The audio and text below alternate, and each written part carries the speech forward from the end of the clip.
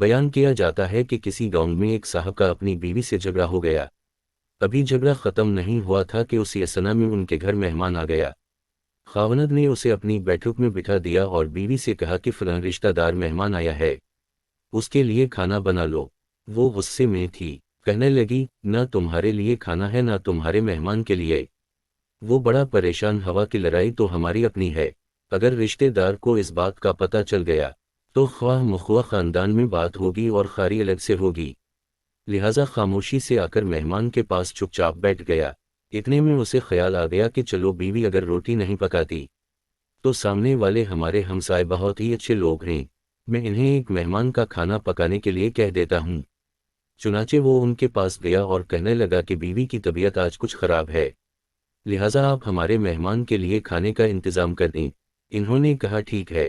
وہ مطمئن ہو کر مہمان کے پاس آ کر بیٹھ گیا کہ مہمان کو کم از کم کھانا تو مل جائے گا، جس سے میری عزت بھی بچ جائے گی۔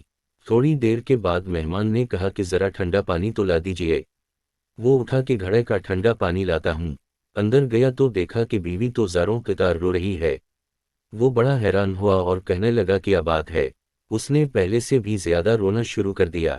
کہنے لگی بس مجھے معاف کر دیں۔ اس کے خاوند نے کہا کہ بتاؤ تو صحیح آخر تمہارے رونے کی وجہ کیا ہے؟ تم ایسے کیوں رو رہی ہو؟ بیوی نے کہا کہ پہلے مجھے معاف کر دیں، پھر میں آپ کو اپنی بات سناؤں گی۔ خیر اس نے کہہ دیا کہ جو لڑائی جھگڑا ہوا ہے میں نے وہ دل سے نکال دیا ہے اور تمہیں معاف کر دیا ہے۔ پھر وہ کہنے لگی کہ جب آپ نے آ کر مہمان کے بارے میں بتایا اور میں نے کہہ دیا کہ نہ تمہارے لیے کچھ پکے گا اور نہ ہی تمہارے مہمان کے لیے کچھ پکے گا تو آپ چلے گئے، مگر میں نے دل میں سوچا کہ لڑائی تو میری اور آپ کی ہے اور یہ مہمان رشتہ دار ہے، ہمیں اس کے سامنے اپنے جھگڑے کی پول نہیں کھولنا چاہیے۔ چنانچہ میں اٹھی کہ کھانا بناتی ہوں۔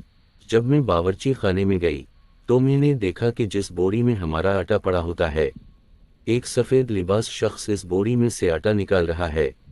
میں یہ منظر دیکھ کر سہم سی گئی۔ وہ مجھے کہنے لگے کہ خاتون پریشان نہ ہو، یہ تمہارے مہمان کا حصہ تھا جو تمہارے آٹے میں شامل تھا، اب چونکہ یہ ہمسائے کے گھر میں پکنا ہے اسی لیے وہی آٹا لینے کے لیے میں یہاں آیا ہوں۔ اس واقعے سے ثابت ہوتا ہے کہ مہمان بعد میں آتا ہے، جبکہ اللہ تعالیٰ اس کا رزق پہلے بھیج دیتا ہے۔